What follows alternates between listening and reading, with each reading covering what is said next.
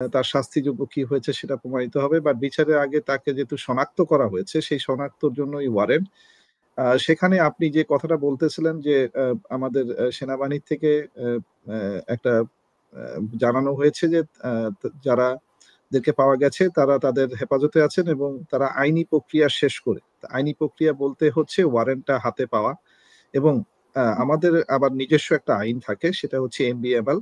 সেই আইনের কিছু ব্যত্যয় না করিয়ে তাদেরকে হ্যান্ড ওভার করা যায় না। যেমন ধরেন ইউনিফর্ম থাকা অবস্থায় তাকে আপনি পুলিশের কাছে সোপর্দ করতে পারছেন না, তাকে আপনাকে চাকরুচ্যুত করতে হবে বা এক ধরনের আইনগত ব্যবস্থা নিতে হবে। সেই আইনগত ব্যবস্থা নেওয়ার জন্য তারা প্রস্তুতি নিচ্ছেন, সেটা তারা জানিয়েছেন এবং জাতিকে যেহেতু তারা জানিয়েছেন, এখানে আমরা মনে করি যে সেনাবাহিনী তার ভূমিকা পালন করে ফেলেছেন। এখানে সেনাবাহিনীকে কোনো বিতর্কিত কোনো অংশ আমি দেখছি না। কিন্তু যে জিনিসটা মানে আলোচনার মধ্যে এখনো রয়ে গেছে সেটা হচ্ছে ইমেজ। একটা সেনাবাহিনীর চরম আকারে একটা ইমেজ ক্রাইসিসের মধ্যে দিয়ে এই মুহূর্তে যাচ্ছে। এই বিষয়টা আমি আসলে বহুদিন ধরে বলে আসতেছি, যে কারণে বলতে যে একটা সময় আমি এই মুহূর্তে দেশ ত্যাগে বাধ্য হয়েছি, আমি দেশে থাকতে পারি নাই। যেটা ওই সেনাবাহিনীতে যে আপনি ব্রিফিংটা শুনতেছিলেন তারাও কিন্তু একই কথা বলেছেন যে আমাদের সেনাবাহিনীতে যারা চাকরিচ্যুত করেন তারা যখন ডেপুটেশনে যান, তারা যদি সেটা ডিজিএফআই হয়ে থাকে সেখানে তাদের কোনো হাত নাই বা তারা কোনো ধরনের কন্ট্রোল রাখতে পারছেন না। এই যে ব্যর্থতার কথাটা ওনারাও স্বীকার করলেন, সেখান থেকে আমি শুরু করতে চাচ্ছি। সেটা হচ্ছে আমিও সেম জিনিসই বলতেছি, সেনাবাহিনী আসলে এখানে ব্যর্থ হয়ে যাচ্ছে। কারণ ডিজিএফআই যখন বা এনএসআই যখন বা র্যাব যখন তাদের ফাংশন গুলো তাদের কারো একজন নির্দেশে অন্যায়ভাবে করতেছে, সেই অন্যায়ের উপরে তারা কন্ট্রোল রাখতে পারতেছে না, কিন্তু আলটিমেটলি সে সাফারার গুলো কিন্তু বিভিন্ন ধরনের সেনা অফিসারও হচ্ছেন। যেমন তার মধ্যে আমি, ডিজিএফআই আমার বিরুদ্ধে চাঁদাবাজির কেসকে প্রলং করে আমাকে এক ধরনের দেশ থেকে বাধ্য করলো, কিন্তু বাধ্যটা কেন করলো আসলে সেই জায়গাটায় আসি, সেটা আমি আমার ঘটনা দিয়ে বললে জাতির জন্য পরিষ্কার হয়ে যাবে। আমি আসলে জেনারেল তারেক সিদ্দিকীর নামে টকশো করেছিলাম, এই আপনার মতোই ধরেন টকশো করতে যে তারেক সিদ্দিকীর দুর্নীতি সম্বন্ধে 21শে মেতে এটা আমার দেশে প্রকাশিত হয়। তো সেই যখন হয় তখনই আমাকে ডিজিএফআই ডিজি ডেকে নিয়ে যে থ্রেট করলেন এবং উনি আমাকে বোঝালেন যে ডিজিএফআই কত শক্তিশালী তুমি তো জানো। তা আমিও তাকে বললাম যে স্যার এর পর্যন্ত 3বার তো আপনার ডিজিএফআই তে এইভাবে আসলাম, তো আপনাদের শক্তির ইয়েটা আমরা দেখেছি, কিন্তু এখন তো থামা দরকার, থামতে হবে, কোথাও তো থামতে হয়। এখন জাতির কাছে সরি বলেন, জাতিকে বলেন, আমার কাছে সরি বলে আমিও কেস করতে যাব না গুম কমিশনে, আমিও বিডিআর কমিশনে সাক্ষ্য দিব না। যদি আপনারা সঠিকভাবে পথ চালনা করেন, আমরা যদি দেখি যে দেশের জন্য কাজ করতেছেন, কিন্তু এই যে সেনাবাহিনীর থেকে যে জানানো হলো যে আমি তাদের প্রতি কন্ট্রোল রাখতে পারি না, এই বিষয়টাতে আমি আবার 100% তাকে সম্বোধনায় দিব না। আসলে কন্ট্রোল মেকানিজম একটা আছে, তা নাহলে তো চাকরি হয় না, এটা তো সরকারি চাকরি। তাহলে সেনাবাহিনীর এই যে এখন যা কিছু ঘটতেছে এটার জন্য তাহলে দায়ী হতে কে? তাহলে প্রতিষ্ঠানের প্রধান, উনি হচ্ছেন সেনা প্রধান, ওনাকে দায়িত্ব নিতে হবে। উনি যত যাই বলুক যে আমি দায়িত্ব পালনে ব্যর্থ হচ্ছি বা ওনারা এটা করে ফেলেছেন, এই ধরনের মানে বিষয়ে আসলে আইনগতভাবেও কোনো ভিত্তি নাই, প্রাতিষ্ঠানিকভাবেও কোনো ভিত্তি নাই। ওনাকে দায়িত্ব নিতে হবেই, ওনার ব্যর্থতা। প্রথম কথা হচ্ছে উনি নিজে অন্যায় যদি নাও করেন, কিন্তু ওনার ব্যর্থতা স্বীকার করতে হবে।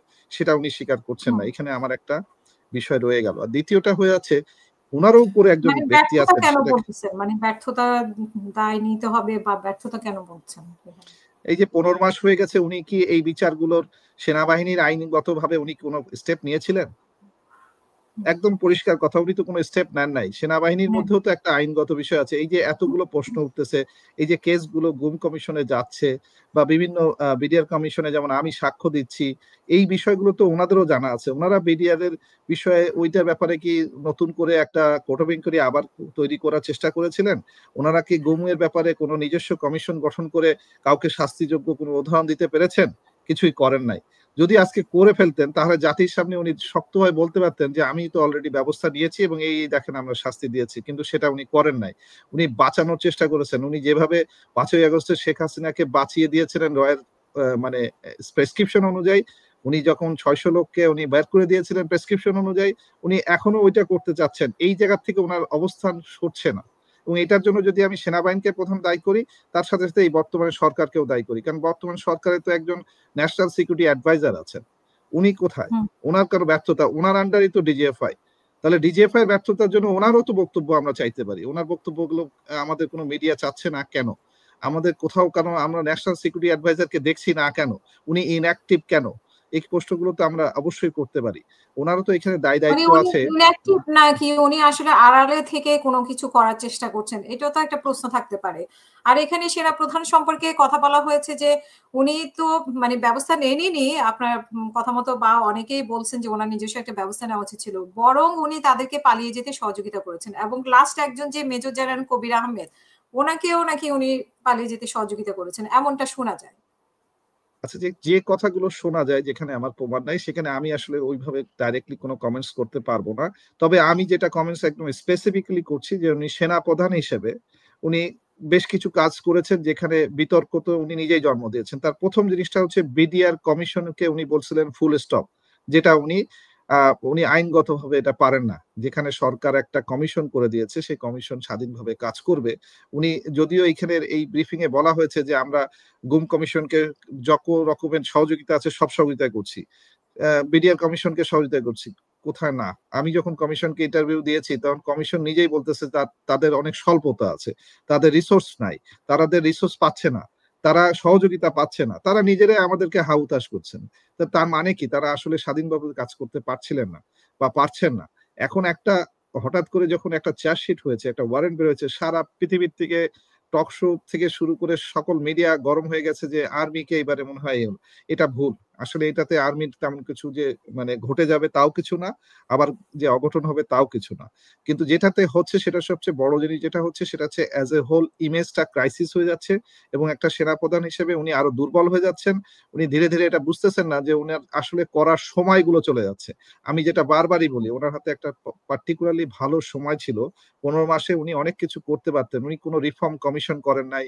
উনি যাদের বিরুদ্ধে অন্যায় হয়েছে যেমন ধরেন উদাহরণস্বরূপ যদি বলি মেজর জিয়া নামে একটা খুব আন্দোলন হচ্ছে যে তাকে একটা পোর্ট্রেট করে সাজানো হয়েছিল যে তাকে এক ধরনের মানে সন্ত্রাসী হিসেবে তাকে দেখায় দিয়ে তার নামে মার্ডার কেস দিয়ে হয়েছে। ঠিক সিমিলারলি তো এরকম বহু মানুষের করছে আমাকেও যেমন ৫ টা কেস দিয়ে সাজানো আছে। এই জায়গাগুলোতে উনাদের একটা ভূমিকা থাকা দরকার ছিল। কারণ সবারই তো ইমেজ তারা তখন তো এই ইমেজকে নিয়ে যখন কথা বলবে তখন এই অন্যায়গুলো নিয়ে তারা তো আরো জায়গায় যাবে। না আমি তো থেমে থাকবো না। আমি আর অন্যায়ের জন্য আমি আরো দাঁড়ে, দাঁড়ে যাবো। ঠিক সিমিলারলি গুম কমিশনেও কেউ না কেউ যে আ ও ওই যারা গুম হয়েছিল তারা ওখানে যাচ্ছে। কিন্তু এটা যদি উনি নিজে করতে পারতেন, উনি যদি একটা কমিশনকে সরকারের কাছে যেতেন যেয়ে বলতেন যে, "আমি এটার বিচার আমার আইনগতভাবে করব। আমি মানুষকে তাহলে আহ্বান জানাবো যারা, যারা এটার জন্য ভুক্ত হয়েছেন তারা আমাদের কাছে আসবেন। আমরাও এটাকে সহযোগিতা করব।" তিনিও যদি একটা পাশাপাশি আর্মির থেকে একটা কোর্ট অফ ইনকোয়ারি করতেন এবং এই দোষীদেরকে দোষ সাব্যস্ত করে সরকারের কাছে সোপর্দ করতে পারতেন, তাহলে আজকে যে ক্রাইসিসটা হচ্ছে এই ক্রাইসিসটা হতো না। এইখানে উনাদের একটা চরম আকারে ব্যর্থতা আছে। আরেকটা ব্যর্থতা আমি যেটা দেখতেছি সেটা হচ্ছে আমাদের আগামী ব্যর্থতা যেটা এই ক্রাইসিস এর মধ্যে দিয়ে আসবে এবং ভবিষ্যতে সেটা খুব বড় আকার ধারণ করতে যাচ্ছে। যেটা উনি হুম, ওখানে বলছিলেন যে আমরা ইলেকশন মানে যেটা হয় সুষ্ঠু একটা ইলেকশনের জন্য উনারা যথার্থভাবে প্রস্তুত আছেন এবং যথেষ্ট সহযোগিতা করবেন এবং সুষ্ঠু ইলেকশন পর্যন্ত উনারা তাদের সকল দায়-দায়িত্ব সততার সাথে পালন করে দেখবেন। আমি এখানে মনে করি যে এটা একটা মানে আমাদেরকে বুঝ দেওয়ার ব্যাপার হয়ে গেল। কারণ হুম, ইলেকশনের আগে যে জিনিসটা দরকার হয় সেটা হচ্ছে একটা নিশ্চয়তা থাকে দরকার। সেই নিশ্চয়তা থাকে হচ্ছে সিকিউরিটি। কে নিশ্চয়তা দিচ্ছে সেটা একটা বড় ব্যাপার। যেহেতু একজন সেনাপ্রধানকে নিয়ে যিনি একজন পরিবারের সদস্য, যিনি শেখ হাসিনাকে পালিয়ে যেতে সাহায্য করেছেন, যিনি ৬০০ লোককে সাহায্য করেছেন পালায়ে যেতে, তাকে নিয়ে যেহেতু বিতর্ক আছে এইখানে সেনাবাহিনী একটা অবস্থানগত ক্লিয়ার করা খুব জরুরি দরকার। তার মানে হচ্ছে উনি যদি সেনাবাহিনী প্রধান থেকে ইলেকশন হতে হয় তাহলে যেটা ইলেকশনটাই কোয়েশ্চেনেবল হয়ে যেতে পারে।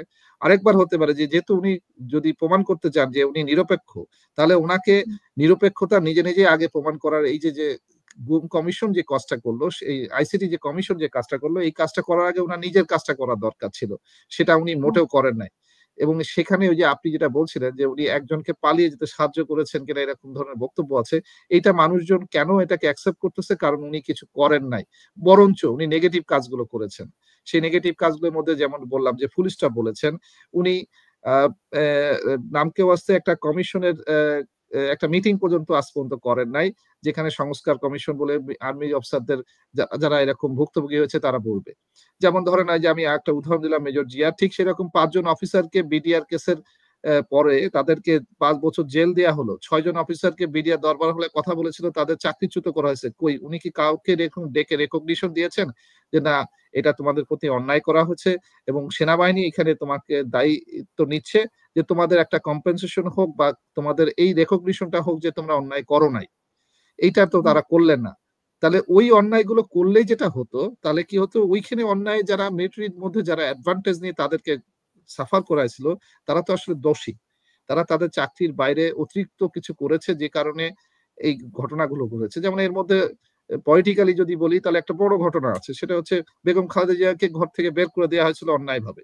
তো উনাকে ওই সময় যে সকল অফিসার অতিরিক্ত এই সকল কাজগুলো করেছিল, কই উনি কি তাদেরকে দায়িত্ব নিয়ে ঐরকম কোনো ঘোষণাপত্র বের করতে পেরেছেন যে হ্যাঁ, এই সময় যে সকল অফিসার ছিল তারা এগুলো অন্যায় করেছেন? হ্যাঁ, উনি হয়তো শাস্তি দিতে পারলেন না। তারা হয়তোবা সিভিল হয়ে গেছে। তারা এখন অলরেডি অবসরে চলে গেছে। কিন্তু উনি তো ওই ঘটনাটাকে নিয়ে এসে একটা আ ইনভেস্টিগেশন করে জাতিকে জানাতে পারত যে হ্যাঁ, এই বিষয়গুলো অন্যায় হয়েছে। তো উনি এই বিষয়গুলো না জানিয়ে না করলে তার মানে হচ্ছে উনার প্রতি সন্দেহ জিনিসটা থেকে যায় এবং যদি সন্দেহ জিনিসটা থেকে যায় তাহলে আমি বলব আগামী ইলেকশনটাতে উনি যে ভূমিকাটা পালন করবেন বলতেছেন এটা জাতির কোনো মানুষ তাকে গ্রহণ করছে না। তো এখানে গ্রহণযোগ্যতা বাড়াতে গেলে তাকে একটা কনসেনসাস এ আসতে হবে। সেটা কি হতে পারে? সেটা হতে পারে হচ্ছে ন্যাশনাল সিকিউরিটি অ্যাডভাইজারকে একটা নিয়ে সংগঠিতভাবে, যৌথভাবে সেটা প্রত্যেকটা অর্গানাইজেশনকে সাথে নিয়ে তাদেরকে একটা সংস্কারবাদী কাজ করে নিয়ে দেখাতে হবে। এবং সেই ন্যাশনাল সিকিউরিটি অ্যাডভাইজারের সাথে আমাদের যদি সেনাবাহিনী প্রধানের যে দূরত্বটা আছে, এটা যদি এভাবে থেকেই থাকে তাহলে এরকম ঘটনা আপনি ইলেকশনের আগেও আরো অনেকগুলোই দেখতে পাবেন। এরকম ধরেন ওয়ারেন্ট বের হয়েছে এখন ১৫ জনের, আগামীকালকে দেখবেন ৩০ জনের। তখন এই ঘটনা যখন এরকম হারে বাড়তে থাকবে তখন সবচেয়ে বড় যে সমস্যাটা শুরুতে যেটা বললাম সোভরেগনিটি সেটা কোয়েশ্চেনেবল হয়ে দাঁড়াবে। কারণ আপনি যখন একটা মাত্রাতিরিক্ত আকারে কোনো বাহিনীর উপরে এ ধরনের একটা সিস্টেমকে আপনি রান করবেন তখন ওই সিস্টেমটা ভেঙে পড়বে। তখন একটা সৈনিককে কমান্ড করতে যেয়ে একটা অফিসার যখন কমান্ড করতে চাইবে সৈনিকটা যদি না মানে তখন কিন্তু একটা দেশের সিকিউরিটি হ্যাম্পার হয়। ঠিক সেরকম ভাবেই যদি আমি ওই উনারা বললেন যে মাঠে ঘাটে তো সেনাবাহিনী আছে। তাদের তো ম্যাজিস্ট্রেসি পাওয়ার দেয়া আছে। সেই ম্যাজিস্ট্রেসি পাওয়ার দিয়ে তারা সিকিউরিটি নির্ধারণ করবে। কোথায়? ওই হিল ট্রাক্স এ কি তারা সিকিউরিটিটা দেখাতে পেরেছে? পারল না তো। ওখানে ফেল করেছে না? নুরুকে যে মারা হয়েছে, সেই নুরুকে যখন মারতে গেল, সেটা কি তারা এভয়েড করতে পেরেছিল? যে সেনাবাহিনী এখানে জড়াবে না? আচ্ছা ঠিক আছে যদি পুলিশই জড়াতো তাহলে পুলিশকে আপনারা যেমন ২০২৪ এর এই জুলাই এবং আগস্টে দেখেছেন পুলিশ খুনি হিসেবে রয়েছে। তাহলে পুলিশ খুনি হিসেবে এখন আমরা প্রমাণ এখন কি হলো? পুলিশ কিন্তু এক সাইডে চলে গেল। সেনাবাহিনীর উপরে সম্পূর্ণরূপে একটা মানে দায়িত্ব। কালো দাগ এসে গেল যে